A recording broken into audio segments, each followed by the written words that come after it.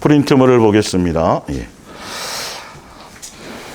에베소서 1장 3절. 우리 주 예수 그리스도의 아버지 되시는 하나님께 한없는 찬양을 드립니다. 하나님께서는 하늘의 온갖 영적인 복을 그리스도께 속한 우리에게 베풀어 주셨습니다.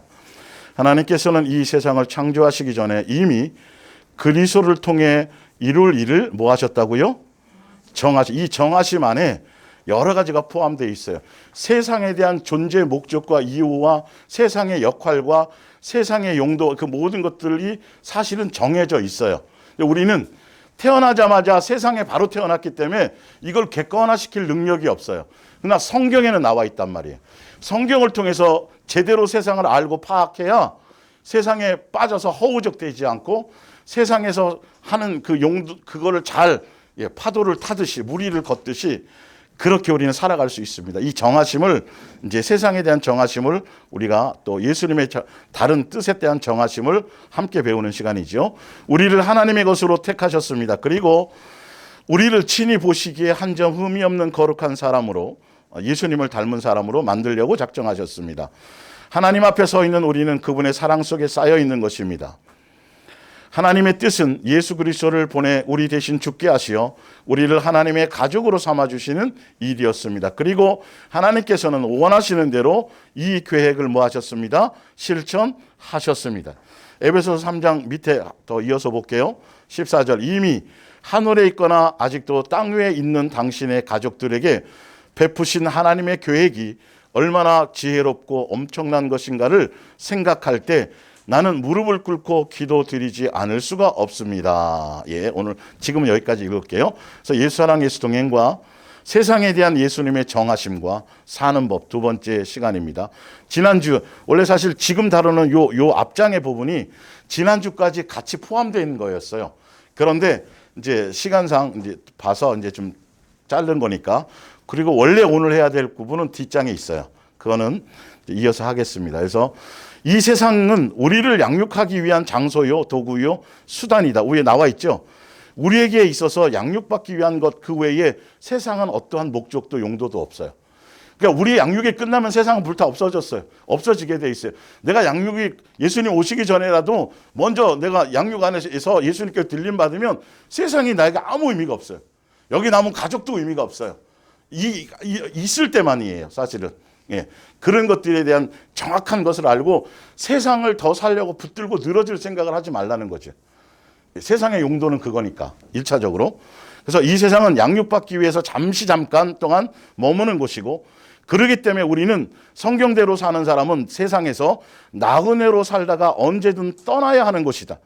이 세상은 영원하지 않고 불타 없어질 곳이며 시한이 정해져 있고 세상과 한 몸처럼 살면 안 되고 분리되어서 객관화시켜 살아야 된다.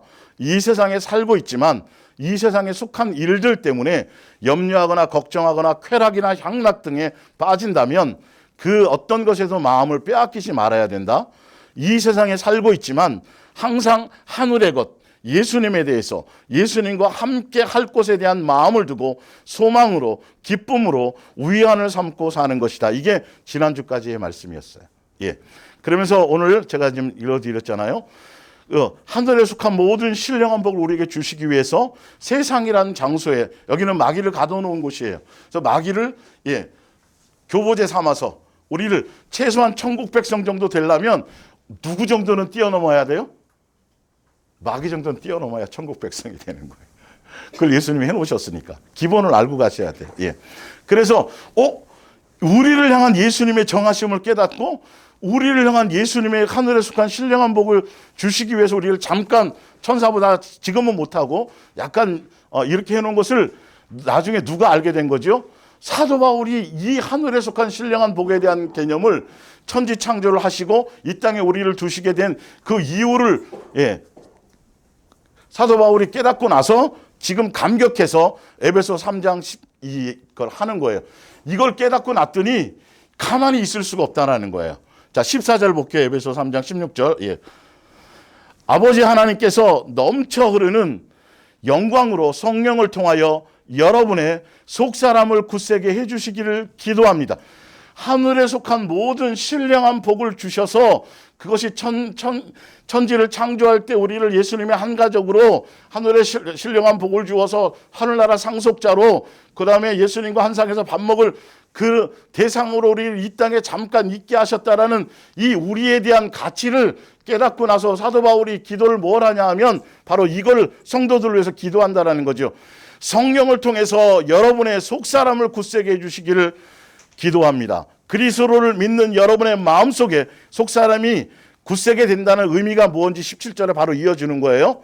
속사람이 굳세다라는 건 그리스도를 믿는 여러분의 마음속에 그리스도께서 더욱더 친밀한 분으로 계시기를 기도합니다. 이게 속사람이 뭐예요?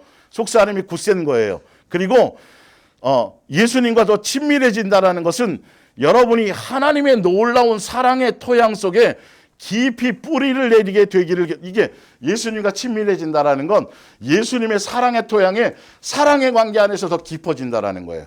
성령의 은사나 뭐 능력이나 표적이나 이런 쪽이 아니라 실제로 예수님이 우리를 향한 사랑의 그 토양에 더 깊이, 그러니까 그래야 창세전에 우리를 향한 예수님의 계획과 이 뜻에 그 차고 넘치는 그 은혜가 성도들 속에서 조금도 희석되지 않을 거니까요.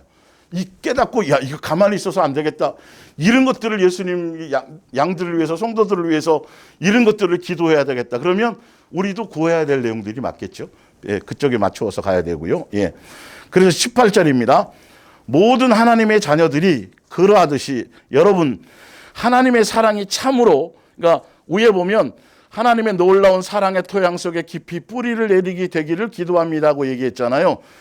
하나님의 놀라운 사랑 속에, 토양 속에 깊이 뿌리를 내리게 된다라는 구체적인 내용이 18절이에요. 그렇게 읽으시면 성경이 쉬워요. 하나님의 사랑이 참으로 얼마나 끝이 없고 한이 없고 넓으며 얼마나 깊고 높은가를 깨닫기를 기도합니다. 그러니까 우리가 매일매일 예수님과 동행하고 이 땅에 살아가는 삶은 직장생활을 하든 가정생활을 하든 무엇을 하든지 간에 예수님으로 바른 관계 안에 있고 바른 양육의 관계 안에 있다라면 그 삶의 현장에서 예수님의 사랑의 실제적인 것들을 고난을 통하든 어떤 여러 가지 실습을 통하든 간에 한이 없고 넓으며 얼마나 깊고 높은가를 깨닫게 되는 거예요. 그리고 그 사랑이 너무도 커서 여러분은 그 끝을 볼 수도 없고 또 그 사랑을 다 헤아릴 수도 없음을 스스로 체험할 수 있기를 뭐합니다? 기도합니다. 그래서 마침내 하나님의 모든 충만하신 것으로 여러분도 충만하게 되기를 기도합니다. 우리가 기도나 소원이나 생각과 희망으로도 감히 꿈꿀 수 없는 것을 위대한 능력으로 우리 가운데 역사하시는 하나님께 영광을 돌립시다. 그래서 그거는 제가 좀 써놨죠. 피조물인 자녀를 향한 창조주 아버지의 무한한 아가페 사랑으로 맺어 나가실 은혜에 대한 열매들을 생각하며 이렇게 그거는 상상이 안 돼요. 그러니까 사도 바울이 한 것처럼 예수님이 우리를 향한 끝이 없고 사랑이 한이 없고 우리는 뭔가 상상이라도 할 수 있잖아. 이거 안 되면 내 상상으로 이렇게 하고 이럴 것이다 되는데 예수님의 우리를 향한 사랑은 상상이 되지 않는다라는 거예요. 그러니까 그러나 그것에 대해서 우리가 기대하고 소망하고 그것을 붙들고 살아가는 거예요. 지금 기도문이긴 하지만 사도 바울이 얘기한 이 기도문이지만 이게 예수 사랑, 예수 동행 안에서 예수님과 동행하며 아버지와 자녀의 관계로 살아가는 삶의, 이 세상에 살아가는 예수님 안에서 살아가는 삶의 확실한 팩트가 바로 이것을 깨닫게 하시는 거예요. 그러니까 여러분들이 고난 가운데, 어려운 가운데 어떤 때는 사도 바울이 육체의 가시를 경험하며 고통도 있었지만 이 땅에서 태평성대로 잘 먹고 잘 살고 자기 배 두들기고 이거는 종교적인 거고 그건 비나이다 하는 거고, 양육 안에서는 하늘나라 상속자가 될 사람들은 예수님이 창조의 계획대로 하늘에 속한 신령한 복을 가지고 그것을 완성하시기 위해서 이 땅에 두신 예수님의 의도와 목적은 다른 것에 있지 않아요. 예수님의 끝없는 사랑을 경험하게 하는 거예요. 삶을 통해 이래서 그런 거구나. 소위 우리 이제 뭐 청년들은 나중에 시집 가서 장가 가서 결혼해서 자식을 낳아보면서 키워보면서 요게 내 뜻대로 안 되네. 내가 청년 때는 이렇게 해서 이렇게 해가지고 말 안 되면 두들겨 패고 어떻게 해서라도 참 멋있는 자식 만들고 싶은데 돼요? 안 돼요? 안 되잖아요. 경험을 해보면서 우리 엄마도 우리 아버지도 힘들었겠다. 이런 것처럼 예수님에 대한 것을 알게 되는데 그분이 우리를 향한 사랑의 가치를 알고 깨닫게 된다는 거예요. 여러분들이 지금 가고 있는 이 예수님을 향해서 가고 있는 삶의 방향이 종교적으로 나가서 그게 아니라 진짜 이 성경의 말씀에 지금 하고 있는 이 방향과 이 열매를 보고 이 말씀 안에서 그렇게 내가 지금 가고 있는지 안 가, 예수님이 그렇게 양육하고 계신지 안 계신지에 대해서 확증하며 가야 되는 거예요, 여러분. 이거 아니면 장담이 없어요.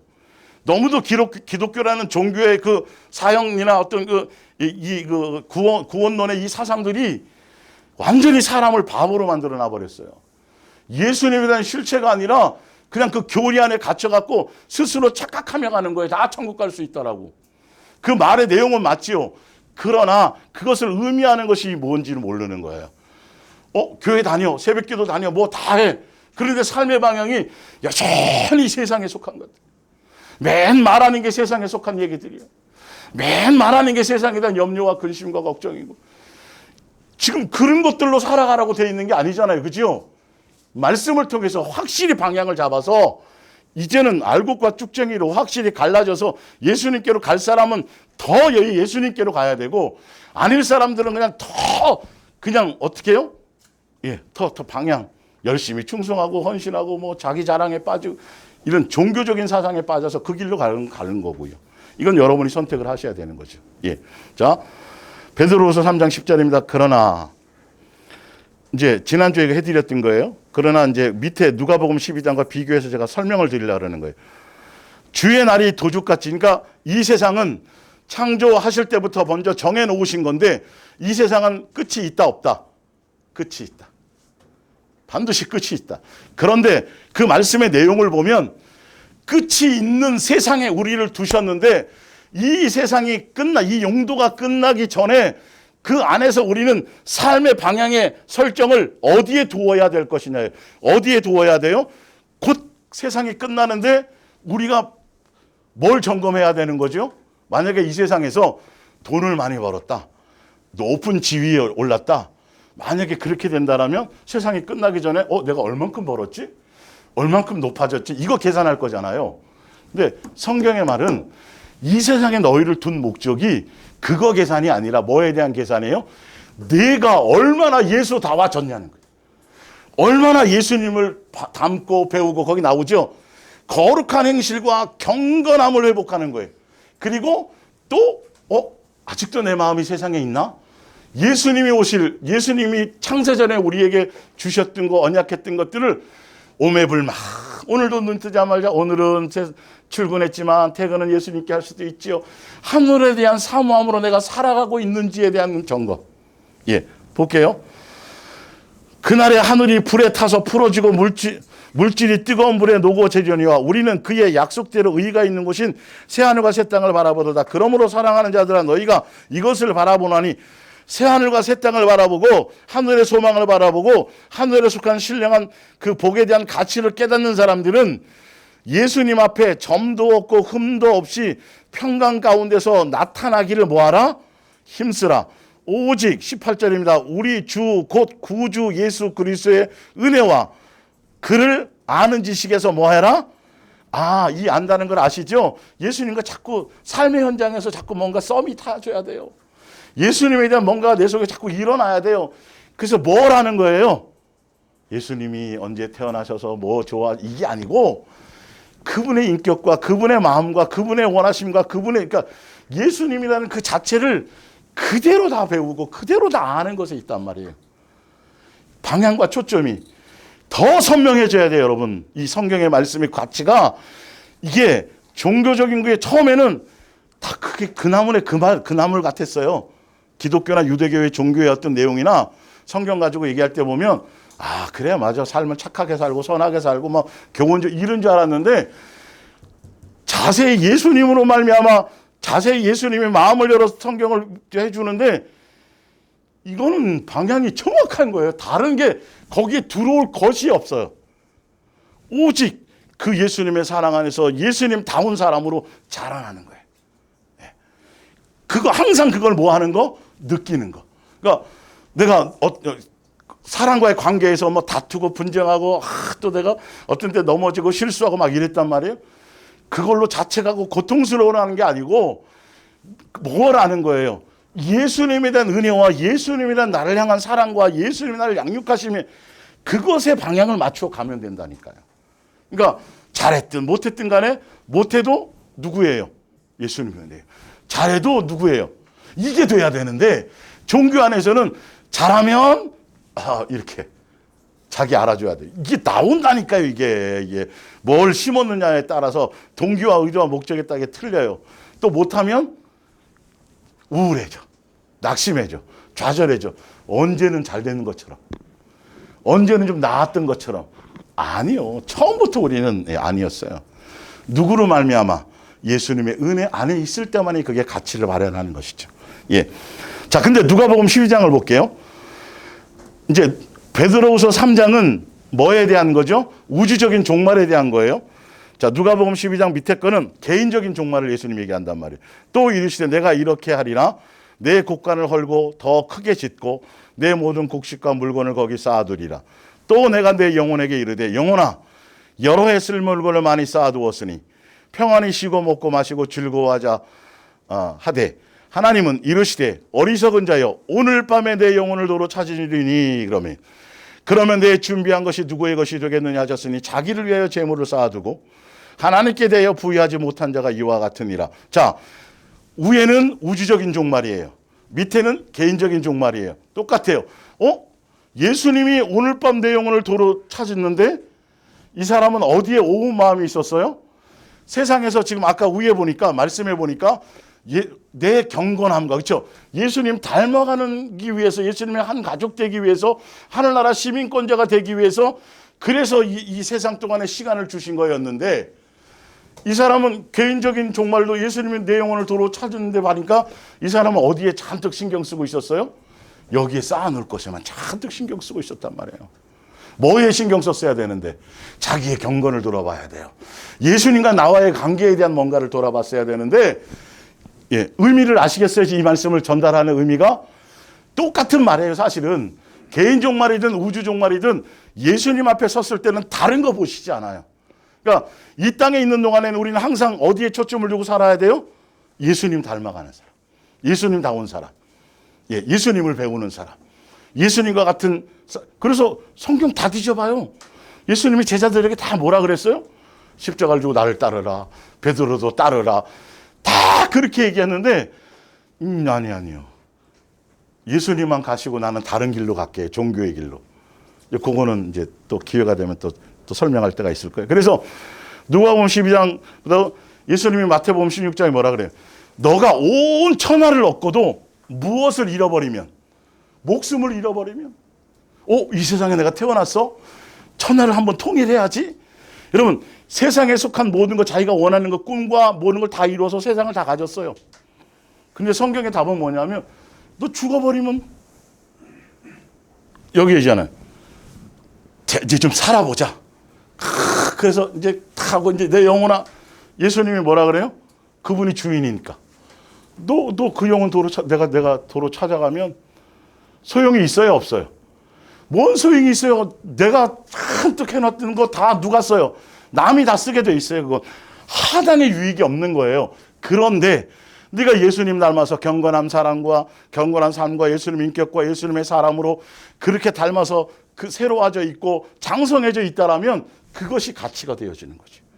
예수님이 언제 어느 때 우리를 부르셔도 관계가 없고 언제 어느 때 오셔도 관계가 없고 오늘도 우리가 눈 떠서 밥 먹고 삶을 유지하는 그 삶의 목적은 성경을 통해서 지금 말씀드리는 거예요. 누구를 닮아가는 데 초점이 있어라. 예수님. 완벽하지나 완전을 요구하시는 게 아니고 일단 동의하고 방향성을 거기에 맞추고 가라는 거예요. 종교적인 세상적인 세상 사람과 같은 그런 마음의 코드를 버리라는 거예요. 그래야 말씀 안에서 말씀대로 예수님이 그 언약대로 약속대로 우리에게 확증하시고 증명하셔서 그것이 누구에게 나타나게 만드세요? 나에게서 내 삶의 열매를 통해서 나타나게 해 주시는 거예요. 그러니까 누가복음 이 말씀은 굉장히 중요한 말씀이에요. 예수님에 대해서 부유해야 되는데 아니 돈이 필요해요 안 필요해요 이 세상에? 필요하잖아요. 필요한데 그것이 목적이 되면 안 된다는 거예요. 그것은 그냥 따라와지는 거예요. 예수님의 자녀들은. 그게 예수님의 합당한 것에 의해서. 그러니까 삶의 초점은 어디에 두어야 된다. 나의 경건한 행실이다. 예수님을 닮아가는 것이다. 라는 것을 얘기해요. 세상 안에서 우리가 삶의 가치가. 그래서 야고보서 4장 4절입니다. 가늠한 여자들아 세상과 벗된 것이 누구와 원수돼요? 지금 내가 원수 되는지 안 되는지를 보시라는 거예요. 세상이 딱 보면 재밌어요, 안 재밌어요? 더군다나 젊은 사람들 그죠? 조금만 나가도 그냥 몇 발만 디뎌도 그죠? 예. 근데 중요한 건 그게 재미있고 안 재미있고를 떠나서 더 중요한 건 그게 누구와 원수가 된다? 예수님과 원수가 된다라는 것에 뭔가 이게 마음에 뭔가 이게 중요한 것이 생겨야 된다는 거예요. 예. 그래서 그런즉 누구든지 세상과 벗이 되고자 하는 자는 스스로 하나님과 뭐가 돼요? 내가 한 번도 원수고 뭐 예수님 원망한 적이 없는데요. 네. 그러면서 하시는 말씀이 너희는 하나님이 우리 속에 성령의 전으로 거하시면서 우리랑 뭐 하시기를 원하세요? 사랑의 관계 안에 양육 안에 있기를 원하는데 그 예수님을 외면하고 자꾸 딴 데를 향해 가는 거예요. 다른 걸 사랑해 가는 거예요. 예수님은 질투하는 하나님이라 맞죠? 예, 사랑인데 질투하는 하나님이에요. 우리 안에 오셔서 우리를 성전 삼고 우리 함께 먹고 마시고 양육하고 사랑하고 가족으로서의 아버지와의 자녀의 관계로서의 그것을 누리기를 원하시는데 내 안에 예수님 계시다 그러면서 생각은 매우 다른 데 있단 말이에요. 질투하시는 거예요. 예, 너를 사랑하기 위해서 너무 사모해서 너와 함께하게 여기 와 있는데 너의 마음은 항상 어디가 더 좋아요? 세상이 더 좋은 거예요. 디모데후서 4장 10절입니다. 데마마저도 내게서 떠나가 버렸습니다. 이게 사도 바울이 얘기하는 거예요. 사도 바울과 함께 전도 사역을 하고 선교 사역을 했다라면 대단한 사람이에요, 대단한 사람이에요. 그 시대 그죠? 목숨 걸고 하는 거거든요. 굉장히 대단한 사람이에요. 지금과 비교할 수 없어요. 근데 여러분 정신 차려서 한번 보세요. 그는 뭐가 좋아서요? 이 세상의 향락의 미련을 버리지 못해서 떠나가요. 사도 바울은. 이 현장을 전 너무너무 그래서 장담하지 말라는 거예요. 제가 항상 말씀드리잖아요. 붙어있는 거. 그 붙어있는 기본이 뭐냐면 말씀을 듣는 거. 말씀에 대한 사모함. 말씀에 대한 존중감. 예수님께 붙어있는 예수님의 몸된 교회는 중매자를 통해서 전달되는 말씀의 내용 안에서 다 흩어져 있지만 예수님에 의해서 그 안에서 양육이 들어가기 때문에 별개의 문제가 아니에요. 그런 것들이 기본적으로 한결같이 중심에 그것이 되어 있지 않으면 소홀해지거나 자만해지거나 태만해지거나 장담하지 마세요, 여러분. 절대 안 됩니다. 여러 건을 제가 봤어요. 하루아침에 예수님의 은혜를 걷어가 버리시면 예수 사랑 동행에 디귿도 없어져 버려요. 완전히 다 지워져 버려가지고 깜짝 놀랐어요, 제가. 이는 경험한 거예요. 장담할 수가 없어요. 어떻게 해줄 수 있는 방법이 아니에요. 그래서 항상 겸손해야 돼요. 말씀을 들을 때 그 중심이 예수님과의 나의 기본의 그 관계 기본이 있잖아요. 항상 그래야 되는 거예요. 뭔가 이루었다, 얼만큼 됐다. 이거는 바라보지, 예수님은 그렇게 하시질 않아요. 그렇게 될까봐 오히려 그것을 무너뜨리기 위해서 육체의 가시를 동원하셨던 분이 예수님이세요. 그러니까 여러분들이 내가 자꾸 부족함을 깨닫고 예수님 없이는 살 수 없어지는 것 같고 실수도 있고 막 이렇게 생기는 게 뭐예요? 은혜인 거예요. 은혜인 거예요. 사도 바울이 나는 율법에 흠이 없어. 여러분 이거 대단한 거잖아요. 보통 수고하고 노력해서 되는 게 아니에요. 그게 위험한 거예요. 이 땅의 동안엔 그 완성은 없어요. 그렇게 되는 순간 인간은 교만해지고 인간은 다른 생각이 든다니까요. 왜? 뒤에 나오지만 찌질하게 엄청나게 가난했다가 이스라엘 백성을 비유한 거죠. 신명기에. 먹고 배부르고 등 따실만 하니까 누구를 잊어버려요? 그 홍해를 걷는 예수님을 어찌 잊어버리겠어요? 될 수도 없잖아요. 근데 잊어버려요. 또 뭐까지 잊어버려요? 자기가 잘나서 부자 된 거래. 여러분 있을 수 있어요, 없어요? 이 생각은. 있을 수 없는데 있어지는 게 지금이에요. 성경의 말씀이에요. 절대 이걸 무시하면 안 돼. 나는 아니에요. 제가 어떻게 예수님을 만난다요? 천만의 말씀입니다. 이 말씀에 동의하셔야 돼요. 그래서 더 내가 성경을 많이 알든 내가 많은 경험을 했든 은사가 나타나든 능력이 나타나든 70인의 제자들도 떨려 나갔잖아요. 스스로가 전혀 수많은 사람들이 예수님을 따라갔는데 예수님을 직접 경험했어요. 병 고침을 직접 경험했고 어떤 사람은 자기가 직접 귀신도 쫓아서 병도 고쳐주었어요. 전도하러 나갔던 사람이 70인의 제자들이 그중에 전도까지 해왔었어요. 그런데 요한복음 6장에 다시는 떠나요, 안 떠나요? 다시는 안 다녀요, 예수님이라고. 이게 예수님에 대한 그것을 우리가 놓치는 순간 아무것도 장담할 수 없어요. 그래서 항상 그 부분을 여러분 겸손히 또 겸손하고 이렇게 있다가 예수님 만나서 낮아지고 이 정도는 됐네.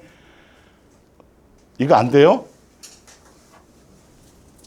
계속 낮아져야 돼.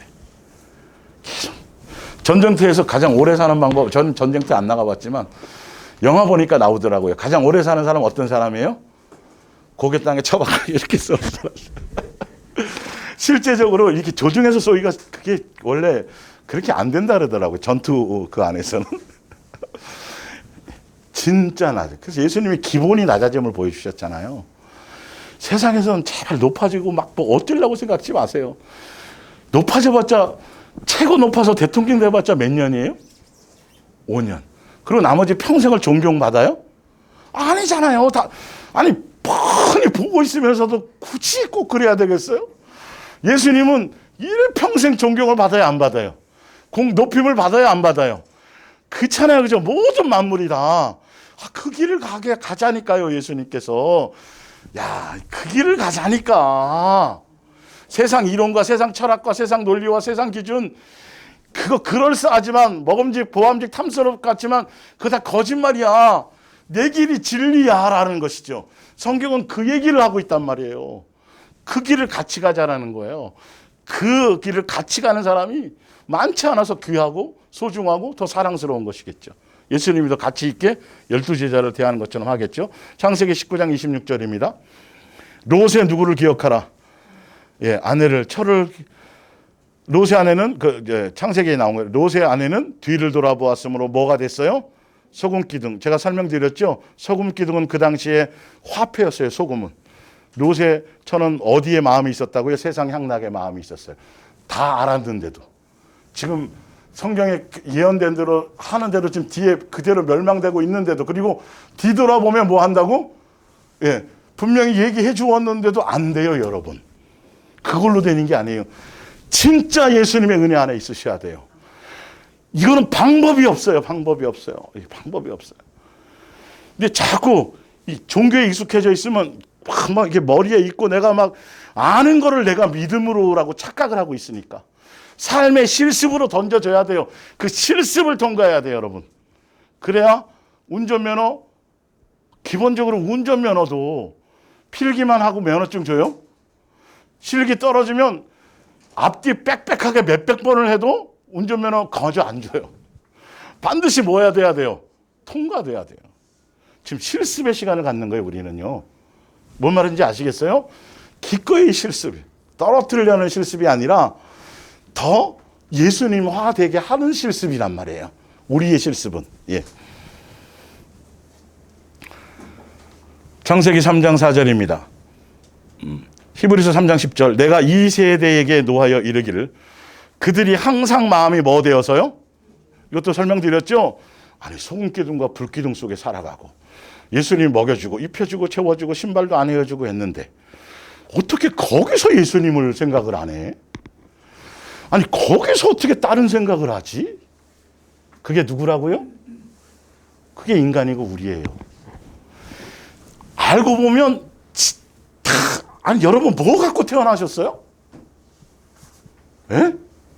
도대체 뭘 가지고 태어나셨어요? 하나도 가지고 온 게 없어요. 태어났더니 공기가 있었고 태어났더니 물이 있었 아무것도 가지고 온 것이 없는데 다 예수님께로 말미암았는데 근데 어느 순간인가 이제는 예수님이 아니라 누가 된대 이제는? 내가 해서 내가 하고 내가 다 이게 다 아이러니란 말이에요, 사실은. 이스라엘 백성이 그러는 거예요. 홍해 가를 때는 예수님이고, 뭐 할 때는 예수님이고, 표적 보여줄 때는 예수님이고, 평상시에 예수님과 동행하는 삶 속에서는 예수님은 하나도 필요 없어요. 다른 데 마음이 있어요. 또 더 좋은 쾌락, 더 좋은 나의 목적, 그러니까 세상에서 그냥 하고 싶은 거 다 해보고 싶은 거예요, 결론은. 예수님은 어디를 데려가려고 그러시는데, 가나안 땅으로 이끌고 가시려는데, 가나안 땅을 가려면 여기서부터 영적 무장이 돼야지 돼요. 그 가나안 땅이 무슨 뭐 맨날 찬송만 가고 그러는 곳이 아니라니까요. 우상이 가장 많은 곳이고 가장 그런 곳이란 말이에요. 그러니까 이 광야 생활에서 그게 돼야 돼요. 그래서 영적으로 거기서 이길 수 있고 뭔가 할 수 있는 것들이잖아요. 사람의 생각들이 거기에 돼 있지 않단 말이에요. 자, 그래서 우리의 마음이 항상 미혹되면 안 됩니다. 항상 예수님에 대한 부분을 놓치지 말아야 돼요. 창세기 3장 4절입니다. 뱀이 여자에게 이르되 너희가 결코 뭐하지 않으리라 죽지 아니하리라. 예수님은 뭐라 그러셨는데? 죽는다 그랬는데, 여러분 이게 세상 논리고 세상 철학이고 아주 그럴싸해요. 아주 합리적이에요. 그리고 설명까지 해줘요. 너 그거 왜 먹지 말라 그러는지 아니? 그거 먹으면 하나님처럼 될까 봐. 그리고 듣고 나서 봤더니 그 먹으면 죽는다라는 게 완전히 바뀌어가지고 부함지 먹음지 뭐예요? 지혜롭게 할 만큼 탐스럽게 될, 이게 세상 논리예요. 성경의 말씀은 거꾸로워 좀. 성경의 말씀은 좀 뭔가 이게 2% 부족한 것 같고, 성경의 말씀은 좀 동의가 안 되니까. 내가 세상의 개념으로 세상 논리와 세상 철학과 눈 뜨자마자 살아갔던 모든 삶이들 세상 안에서, 세상 논리 안에서 살았기 때문에 성경의 말씀은 뭔가 이게 뒤처지는 것 같단 말이에요. 사단이 싹 얘기하니까 창조주께서 죽는다고 말씀하셨는데 안 죽을 것 같은 거예요. 이 논리에 빠지면 안 돼요. 성경에 그랬다라면 반드시 성경대로 되게 돼 있어요. 거기에 여러분들이 어떠한 3차원, 4차원, 5차원의 논리를, 변증법을 동원하고 수많은 수수학 이거 다 동원해서 이걸 변론한다고 되어지는 게 아니에요. 변론해가지고 결론은 딱딱딱 그러므로 안 죽는다 해도 소용이 없는 거예요. 이거는 여기에 속지 마세요. 단순하게 죽는다 그러면 어떻게 돼요? 죽는 거예요. 성경대로 이렇게 되면 이렇게 되어진다라고 그게 안 믿어지니까 성경을 갖고 수없이 외우고 쓰고 말씀을 듣고 구역장으로서 뭐로서 가르치고 해도 성경이 내 속에서 열매로 나타날 수가 없는 거예요. 아무 의미가 없어요. 지금 이게요. 단순하게 그냥 열매로 나타나줘야 돼요.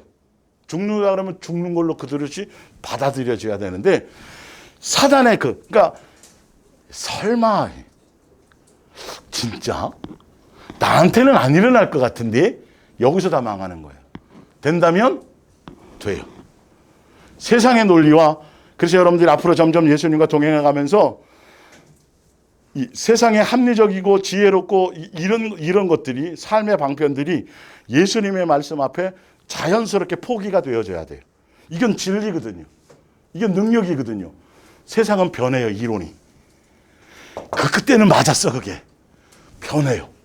성경은 한 번도 변하지 않았어.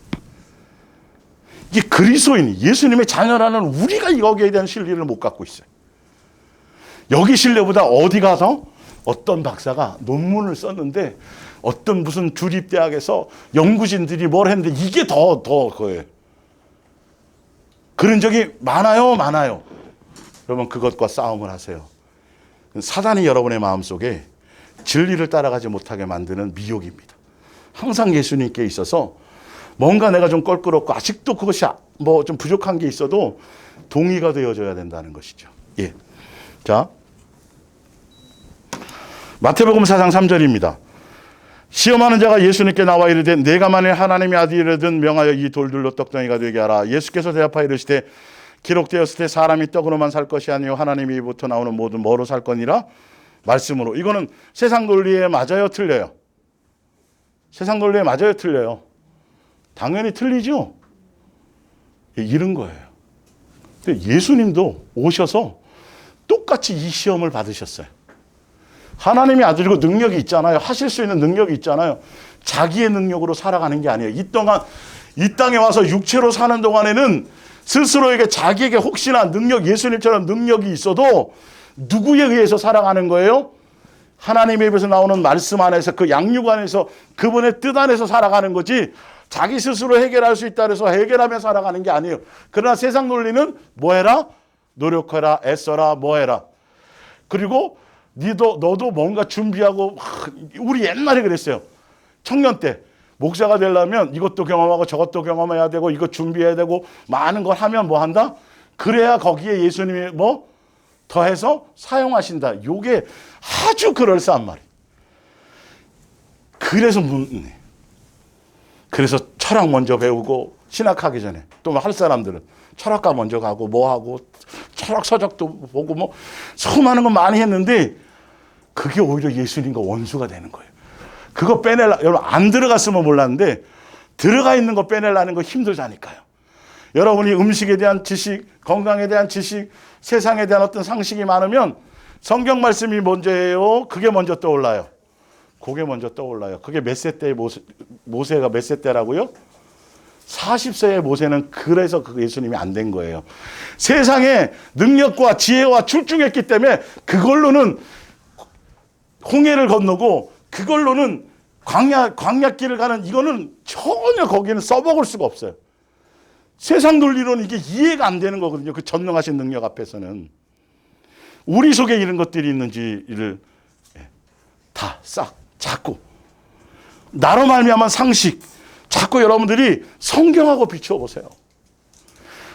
적어도 그리스도인들은, 제가 한 가지 능력한테 권세하고도 어떤 그 인생이나 이걸 질문하면 대화 나눌 때가 있는데, 네가 세상 논리와 세상 철학과 세상 기준으로 얘기한다면 내가 답할 게 없다. 성경 안에서, 성경 말씀 안에서 성경을 갖고 대화가 안 된다면 이거는 아무 의미가 없다. 근데 알아들어요. 여러분, 그 종이 하나의 차이가 얼마나 무서운 결과를 가져오는지 아세요? 말씀의 절대적인 신뢰를 안고 그 안에서 대화가 되어져야 역사가 일어나는데, 세상 논리를 따라가면 순간에는 그럴싸하고 순간에는 지혜로울 것 같고 순간에는 먹음직스럽고, 하지만 결론은 멸망하는 길이란 말이에요. 예수님과 원수가 되는 길이란 말이에요. 이 부분을 자꾸 여러분들이 말씀을 들으면서 자꾸 내 속에 있는 옛날에 경험했던 거, 옛날에 어떤 지식적인 거, 이런 것들을 자꾸 빼내시고 어디에다가 자꾸 초점을 두셔야 돼요? 예수님의 말씀에 초점을 두면 누가 역사하세요? 예수님이 우리의 마음을 바꿔주세요. 예수님의 역사로 가는 거예요.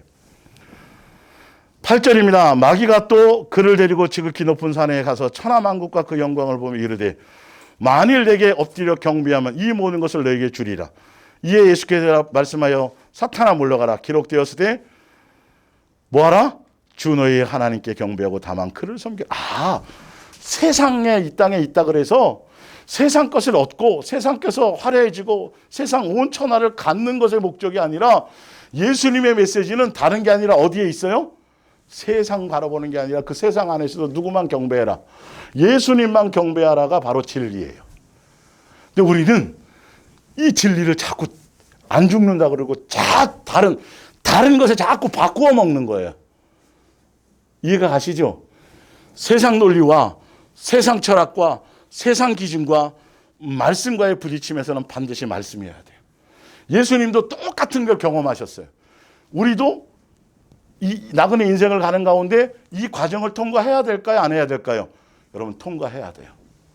통과해야 돼요. 먹을 거, 입을 거, 마실 거, 세상에 대한 이 모든 것들은 예수님의 말씀 안에서, 예수님의 양육 안에서, 그 삶 안에서 예수님에 의해서 주어지는 것들이, 그것을 위해 목적으로 살고 그것을 쌓아놓으려고 가는 것이 아니고, 세상에 있는 세상의 영광을 취하고 세상에서 높아지고 세상에서 영화로워지려고 가는 것이 아니라, 그거를 향해서 가면 얻는다 할지라도 우리가 살아가는 건 세상 것을 얻기 위해서가 아니라, 그것이 주어진다 할지라도 우리는 뭐 하는 것에 초점을 두고 가야 돼요?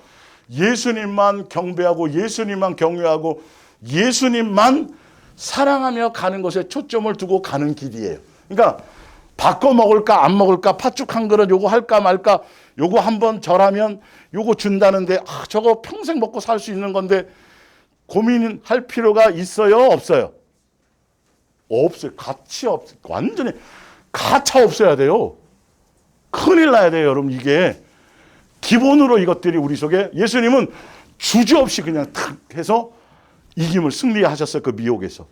그럼 우리도 누구 자녀니까? 예수님의 자녀니까. 예수님이 먼저 뭐 하셨으니까? 통과하셨으니까. 우리를 통과할 수 있도록 해주세요? 안 해주세요? 해주잖아요. 해주잖아요.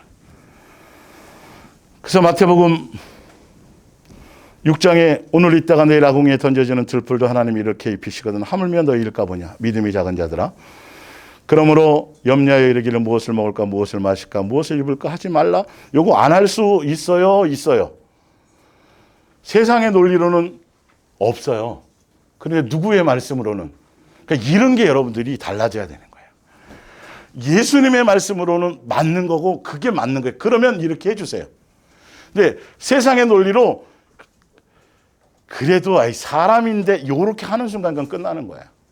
뭔 말인지 알겠어요? 세상의 논리와 진리의 이것은 예수님으로만 말미암은 절대 진리는 그것이 사실은 맞는 거예요. 오히려 믿음이 적은 자들. 근데 나왔잖아요. 왜 세상에 대해서 먹을 거, 입을 거, 마실 거가 왜 염려가 된다 그랬어요? 성경에 나왔는데. 지으라. 왜 그랬어? 하나님과 재물을 겸하여 섬기려고 그러기 때문에요. 이건 여러분, 내가 세상에 대한 염려가 생기잖아요. 그 원인이 뭐라고요? 겸하여. 성경을 무시할 수가 없어요, 여러분. 아, 내 속에 아직도 세상에 대한 뭔가가 있구나. 그래서 이게 아직 제거되지 않고 자꾸 중간중간 떠오르는구나. 예수님만 뭐 하는 건데, 사랑해야지만 이것이 다 제거되는 건데, 겸할 수 없다고 되어져 있는데 겸하기 때문이라는 걸 생각하셔야 돼요. 고린도후서 7장 10절입니다. 하나님의 뜻대로 하는 근심은 후회할 것이 없는 구원에 이르게 하는 회개를 이루는 것이요. 무슨 근심은? 세상 근심은 죽는 거예요, 여러분. 죽을 것 같아. 우울증이 오고 막 당장 멸망할 것 같고 당장 굶어 죽을 것 같고 당장 부도날 것 같고 그건 하라 하지 마라. 하지 마라. 그 우리 아버지시니까. 마태복음 14장 29절. 오라 하시니 베드로가 배에서 내려 물 위로 걸어서 예수께로 가되 30절에 바람을 보고 무서워 빠져가는지라 소리질러 이르되 주여 나를 구원하소서 하니 예수께서 즉시 손을 내밀어 그를 붙잡으시며 이르시되 뭐가 적은 자야? 여러분, 사람이 무리를 걷는 게 맞아요? 세상 과학과 논리와 이걸로는? 당연히 무리를 못 걷는 거죠. 근데 베드로의 마음속에 순간 은혜를 받으니까 예수님이 하라 그러면 될 것 같은 거예요. 그래서 예수님 저보고 무리를 걸어오라고 말씀해 주세요. 그럼 걸을 수 있을 것 같아요. 그럼 와라. 그랬더니 걸었어요. 그때 제정신이 돌아온 거예요. 세상적으로. 순간 무슨 생각? 빠지면 어떻게, 순간 두려움인. 여러분, 이것과의 싸움이 앞으로도 많이 있어요, 여러분. 끝없이. 그래서 여러분의 마음속에서 나오는 생각이라 그래도 부정적인 것, 그렇죠? 염려와 두려움과 근심과 좀 꼬여있는, 이거는 다 사단이죠. 그러니까 자꾸 여러분 분별하는 힘과 능력을 가지셔야 돼요. 그러니까 그 예전에 보면 그 병아리 보면 이렇게 계란 보고 병아리 감별사들이 아주 고급 인력이거든요. 처음부터 잘했을까요? 안 돼. 우리는 하려면 안 보이잖아요. 노련해져야 돼요. 어떤 면에서 영분별하는 것들이 네 안에서 나타나는 걸 알지라도. 그러니까 사람이 무리를 걷는다고 순간 이게 세상적으로 제정신이 드는 순간 이게 빠져버리는 거예요. 그러니까 예수님이 뭐라 그래요? 그게 맞다 그러시지 않고 그렇지 빠지지. 그게 아니라 왜 믿음이 없냐인 거죠. 왜 나에 대한 그 생각이 없냐는 거예요. 지으라 무리를 걸으려고 그러지 마라. 믿음 있나 없나 해보지 마라. 그건 지금 다른 의도로 설명하신 거야.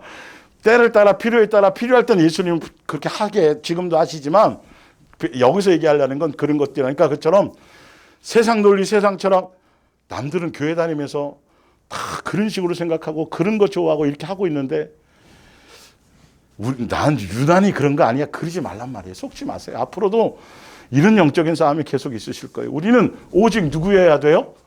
예수님이 기준이시면 돼요. 예수님 비슷하게 살아가는 사람보다도 그렇죠? 기도 많이 하는 사람, 뭐 많이 하는 사람, 뭐 이거 사람 말고 누구요? 예수님과 자꾸 예수님. 그래서 안 되고 부족한 만큼 누구에게 도움을 청하는 거죠? 예수님께 은혜를 구하고 예수님께 그 힘을 구하는 거예요. 예수님입니다. 항상 기준이 예수님. 그리고 여러분 삶에서 뭔가 고민이 되거나 뭔가 결정을 못하게 될 때 무엇을 먼저 생각해야 돼요? 예수님은 이럴 때 뭐 어떻게 해놓으셨지? 혹시 그게 안 떠오르고 그게 뭔가 저기 하면 중매자의 도움을 요청하셔도 돼요. 그러다 보면 금방 답을 얻을 수도 있어요. 안 될 때 고민해서. 무슨 얘기해 줄까요? 저기 용안대에 있는데 거기 가라 그러겠어요? 말씀으로. 이거는 절대 진리예요. 이대로 살게끔 살 수 있는 길을 열고 자연스럽게 이렇게 살아가는 게 자연스럽게 하기 위해서 이 땅에 두신 거예요.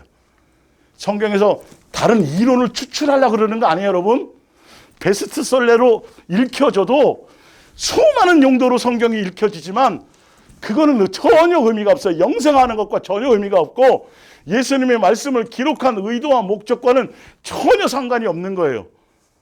철저하게 성경에 기록된 대로 예수님이 성경을 기록하신 목적대로 그대로 가야 마지막까지 가서 예수님께 인정을 받을 수 있는 것이죠. 이해가 되시죠? 자, 뒷장으로 넘어가 보겠습니다. 원래 이제 이거를 중요하게 한 번은 정리를 해드려야 될 것 같아서 이거는 왜 이 말씀과 연결이 되냐면 그리스도인들이 믿음 안에서 신앙 안에서 자식을 잘 키우고 싶어요. 사실은 믿음도 강하고 근데 믿음만 강해서 안 되는 것 같아. 세상적으로도 좀 못해야 될 것 같아. 이런 딜레마에 많이 빠져 있거든요. 올바르지 않은 그 부분에. 그래서 성경에서 예수님이 목적하고 예수님이 뜻하고 예수님이 하시는 그 부분을 한 번 정도는 제가 정리를 해드려야 사실 스스로 속고 있어요. 항상 말씀드리잖아요. 자식을 교회 안에서 또 목사들의 자녀 가운데서도 책으로도 나오잖아요. 베스트셀러로 보면 훌륭하게 잘 키운 게 신앙도 있고 세상에서 유명해져야 돼. 좋은 대학 나와야 되고 좋은 배경 가져야 되고 유명한 음악가가 돼야 되고 세상적으로 뭔가 드러날 수 있는 훌륭한 뭔가를 갖고 있는 세상적으로 겉으로 보이는 지위와 뭐 능력과 이런 것이 같이 겸해져 있으면 뭐 한 거예요? 잘 키운 거예요. 근데 예수님은 그거는 다 아니에요. 오직 뭐밖에 없어요? 얼마나 그가 나를 사모하고 나 닮았느냐는 거예요. 예수님을 주인 삼고 가냐는 거예요. 이 진리가 부모들의 마음에는 조금 그래. 조금 그래.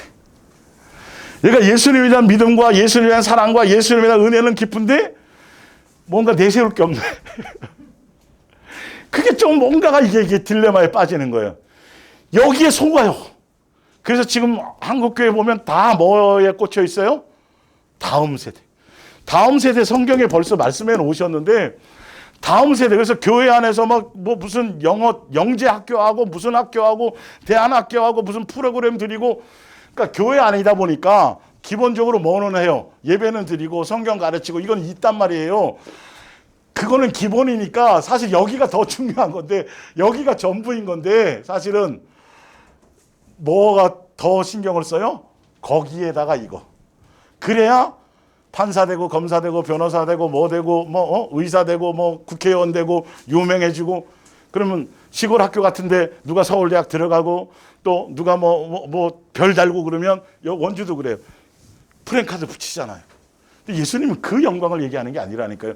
누가 그 영광을 멋대로 만들어요? 인간들이. 그 영광은 누가 좋아하는 영광이에요? 마귀가. 원래 마귀가 좋아하는 거예요. 그게 좀 부모의 성이 안 차는 거예요. 그래서 그걸 플러스 해가지고 자꾸 뒤에 거를 뭐를 하게 하려고 하는 건데 크게 놓치고 있는 게 있어요. 크게 잘못된 것이 있어요. 완전히 그 불신앙이에요. 사실은. 누구의 마음에 들기만 하면 돼요. 누구 손에 달렸어요? 이게 없어요. 그래서 세상적인 방법, 인간적인 방법을 거기다 자꾸 플러스하니까 다음 세대가 세워져요, 안 세워져요? 천만의 말씀이 안 세워지죠. 처음에 어릴 적에 초등학교 때 엄마한테 아빠한테 강요로 의해 가지고 막 끌려다니고 그럴 때는 뭔가 잘하는 것 같고 뭐 하는 것 같고 안 빠지는 것 같고 뭐 하는 것 같은데 이제 공부 좀 배우고 대학 좀 가고 자기 이성이 좀 발달하면 딜레마에 빠져. 이게 아닌 것 같은데 이렇게 돼버려요.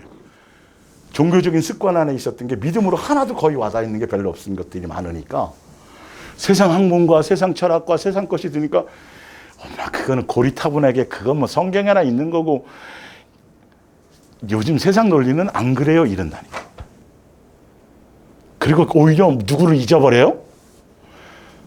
예수 그 자리에 올라서 유명해져서 뭔가 돼서 예수님이 필요가 없어지는 사람이 되는 거예요.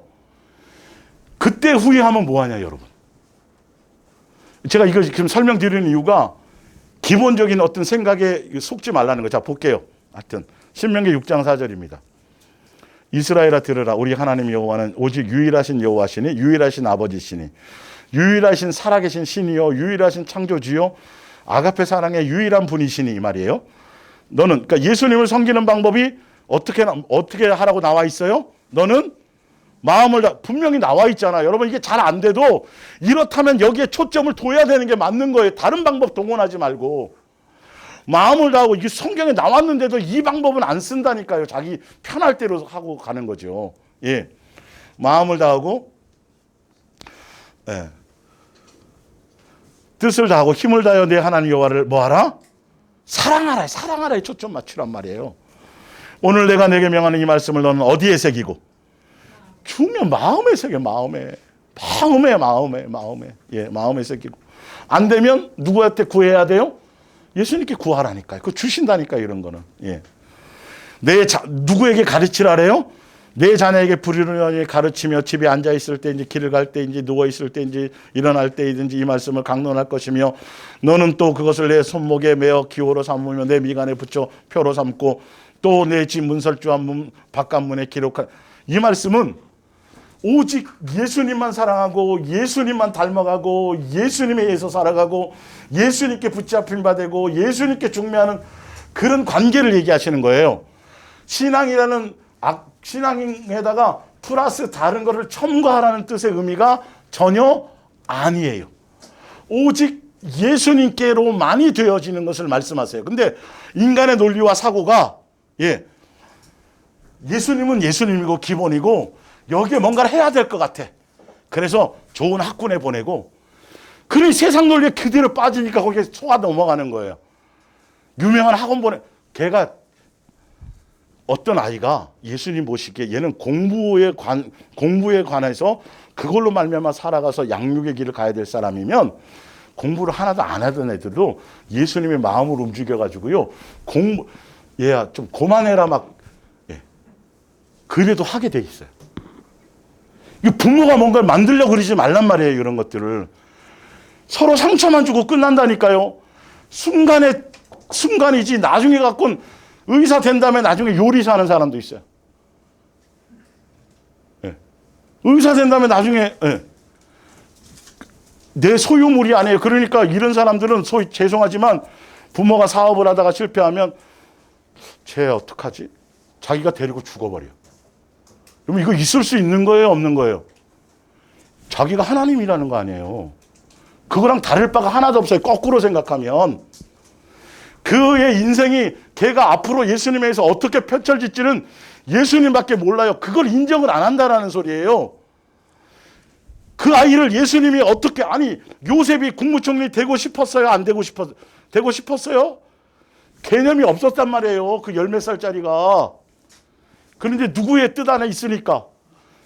어쨌든 간에 국무총리 되게 해주세요라고 한 적이 없어요. 그냥 예수님께서 그 신앙 안에서 믿음 안에서 자랐던 것에서 그냥 그렇게 예수님과 동행하며 그냥 그게 살아갔더니 필요하니까 국무총리 시켜주시잖아요. 그래서 되어야 되는 거예요, 여러분. 각자 자녀들에게 예수님이 원하고 뜻하는 인생의 길이 준비되어져 있어요. 우리는 내가 그것을 프로그램에서 어떤 자식으로 만들어야지 하는 게 교만이에요. 만들어도 오히려 돼도 망하는 거예요. 오히려. 누구만 중매해 주면 돼요? 예수님만 중매해 주면 된다라고 되어져 있어요. 그 자식이 누구를 기쁘게 하면 돼요? 공부를 잘하든 못하든 뭐하든 쳤든 간에 항상 마음의 중심에 예수님을 존중하고 예수님을 생각할 수 있는 마음의 코드를 맞춰 가면 누가 길을 열어요? 남들이 다 막아. 남들은 다 떨어져. 남들은 다 이게 뭔가 안 펼쳐져. 남들은 다 뭐가 안 돼. 누가? 예수님이 하시면. 돼야 안 돼요. 하연아, 너는 머리 안 숙여도 안 나올 거야. 키가.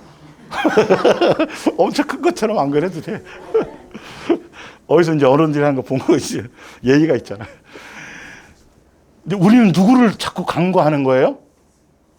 예수님이 그 자신 맡겨드리고 예수님이 하시면 되잖아요. 인생에 대한 먹고 사는 건 더더군다나. 거기에 내가 벌써 예수님에 대한 불신을 갖고 있으니까 안 믿어지니까 내가 죽으면 어떡하지? 쟤를 누가 어떻게 하지? 재산 물려주려고 그러고 뭘 자꾸 잘 먹고 잘 살게 해주는데 누구를 위해서 그렇게 한다 그래요? 이놈의 새끼야, 너 잘 되라고 내가 그래서 이렇게 해가지고 뭐 해주고 그래서 내가 잔소리하고 두들겨 패는 거지. 그래서 너 잘 먹고 잘 살면 좋잖아. 근데 누가 좋아요? 일단 부모가 마음이 좋은 거는 본인이 몰라. 그게 사랑이라고 생각하는 거예요. 이거 다 지금 세상적인 논리를 다 내려놔야 돼요.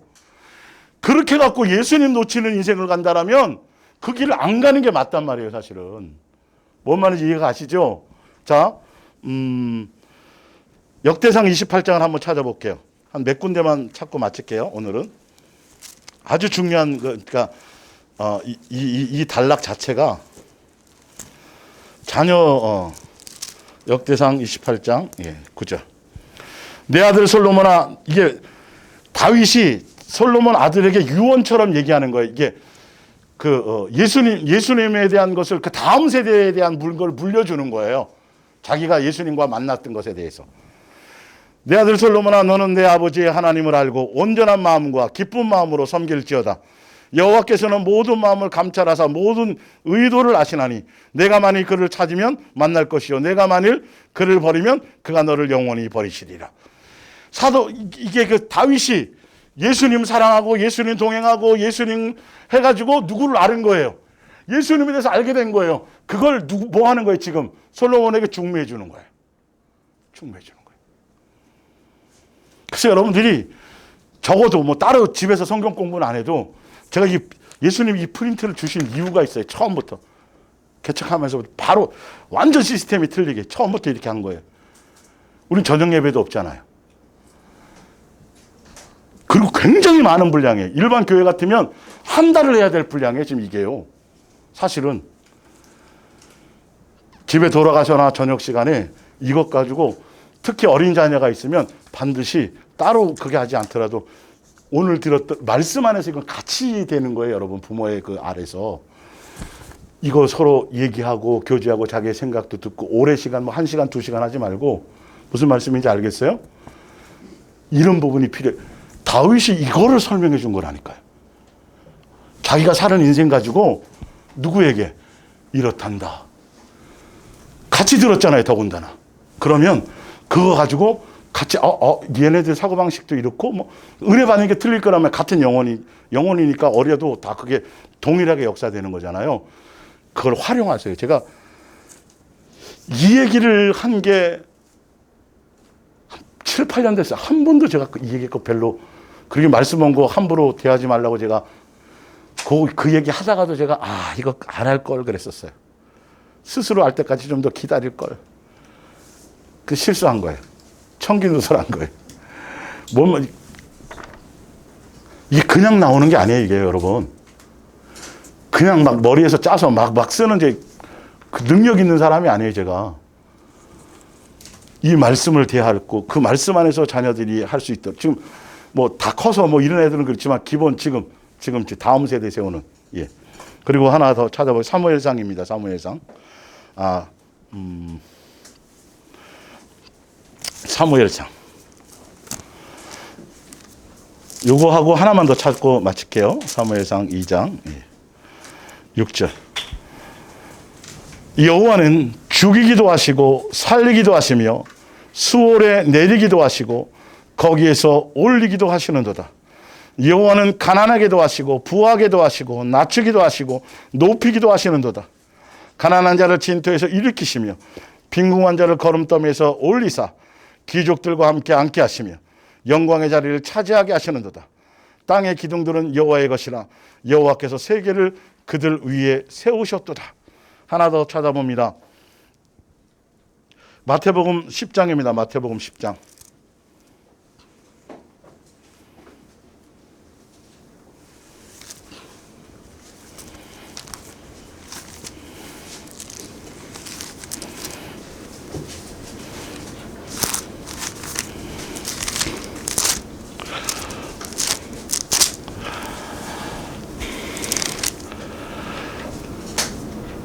(28절) 몸은 죽여도 영혼은 능히 죽이지 못하는 자들을 두려워하지 말고 오직 몸과 영혼을 능히 지옥에 멸하시는 그 있는 이를 뭐하나? 두려워하라. 하나 더 봅니다. 사무엘상 2장입니다. 사무엘상 13장이에요.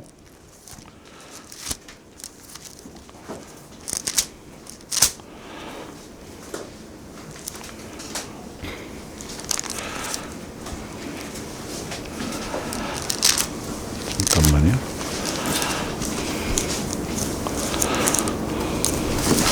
2장 볼게요. 사무엘상 2장.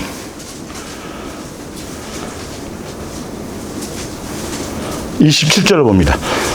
2장 27절. 하나님의 사람이 제사장의 집안이었어요. 대대로 엘리에게 와서 그에게 이르되 여호와의 말씀에 너희의 조상의 집이 애굽에서 바로의 집에 속하였을 때에 내가 그들에게 나타나지 않았느냐. 이스라엘 모든 지파 중에서 내가 그를 택하여 내 제사장으로 삼아 그가 내 제단에 올라 분향하며 내 앞에서 에봇을 입게 하지 아니하였느냐. 이스라엘 자손이 드리는 모든 화제를 내가 내 조상의 집에 주지 아니하였느냐. 너희는 어찌하여 내가 내 처소에서 명령한 내 재물과 예물을 밟으며 내 아들들을 나보다 더 중히 여겨 내 백성 이스라엘이 드리는 가장 좋은 것으로 너희를 살찌게 하느냐. 그러므로 이스라엘 하나님 나 여호와가 말하노라. 내가 전에 내 집과 내 조상의 집에서 내 앞에 영원히 생하리라 하였으나 이제 나 여호와가 말하노라. 결단코 그렇게 하지 아니하리니 나를 존중히 여기는 자를 내가 존중히 여기고 나를 멸시하는 자를 내가 뭐하리라? 경멸하리라. 엘리가 제사장이었음에도 불구하고 자식을 인간적으로 세상적으로 뱀사랑으로 말미암아 사랑한 나머지 예수님 앞에 불충하고 예수님의 것을 경홀히 여기고 하는 그런 것들을 그냥 용납했다가 멸문지화를 받은 자식들 다 비참하게 죽었어요. 부모는 자녀들 더군다나 어릴 때 초등학교 1학년 정도부터 되면 예수님을 존중하는 법을 가르치는데 그중에 가장 기본적인 기본, 경제적인 경제 관련의 기본도 기본이 뭐냐 하면 예수님이 만물의 주인이라는 것. 우리 인생을 책임지신다는 분. 그분이 나의 모든 것들을 인도하시는 죽이기도 살리고 가난하게도 부하게 예수님 손에 모든 것이 주권이 달려있다는 것. 그래서 예수님 앞에 이거는 종교적인 헌금을 얘기하는 게 아니에요. 다른 목적이 아니라 예수님을 경외하고 존중하고 하는 그것에 아이들이 주일날 올 때 각자 자기 이름을 써서 초반에는 부모님이 줄 수도 있겠죠. 예물을 구별하는 걸 여러분 먼저 가르치세요. 이건 존중의 관계로 가르치셔야 돼요. 이것부터. 예수님의 주권 안에 있다니까 이 모든 인생들이요. 이해가 가세요? 다른 차원에 제가 말씀드리는 게 아니에요. 그래서 각자 자기 이름을 다 써서 생각하면서 저도 어릴 때 초등학교 전에 얼핏 보면 그때 우리 추수감사절 할 때는 노란 봉투에 쌀 갖고 갔어요. 그래서 쌀 봉투 다 넣어줬죠. 어려울 때도. 그래서 기찻길을 손잡고 이제 종이 형들하고 걸어간 장면이 이제 생각이 나고 아주 어릴 때. 그리고 예배 시간에 갖고 간 쌀 갖고 뒤에서 꺼내 먹고 먹다가 걸린 생각도 나요. 네.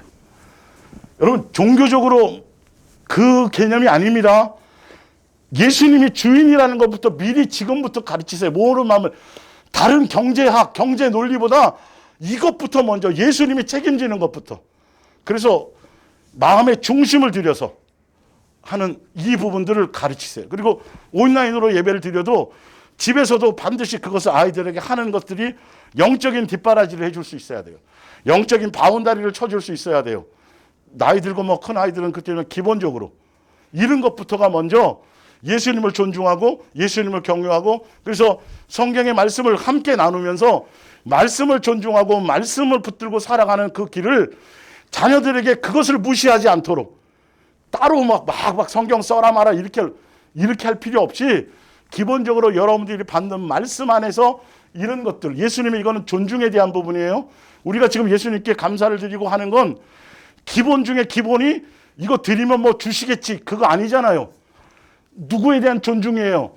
물질보다 예수님보다 물질을 더 사랑하지 않습니다. 예수님이 모든 만물의 주인입니다. 이 인식이 되어져서 그 안에 있으면 그 아이들이 가는 인생에 필요할 때마다 예수님이 그 말씀의 원리 안에서 부모가 물려주는 재산보다도 더 소중한 건 그것에 대한 것들이 더 중요한 거예요. 우리가 존중에 대한 습관을 기본으로 같이 가르치세요. 제가 한 번도 이런 부분을 말씀드린 적이 없어요. 정작 이것부터 하시라니까요. 그리고 공부에 대한 건, 출세에 대한 건, 앞으로 이런 거에 대한 건 예수님 안에서 양육받으면서 예수님의 그의 달란트에 맞게 어떤 아이는 군인이 돼야 되는 게 좋은 거고 엔지니어가 되는 게 좋은 거고 어떤 애들은 나가서 춤추고 이런, 그건 예수님의 춤이 잘 안 돼요. 저는 이해가 가세요? 주권을 절대적으로 예수님께 맡겨드리라고요. 얘 아이들 고통스럽게 하지 말란 말이에요. 쟤서 인간 안 될 것 같아? 그 누가 알아요? 누가 아냐고요. 이해가 가세요? 오늘 다 못했지만 다음에 이거 이어서 좀 하고, 다음은 세상 안에서 세상을 싸워 이기는 것, 그거 함께 나누겠습니다. 기도하겠습니다.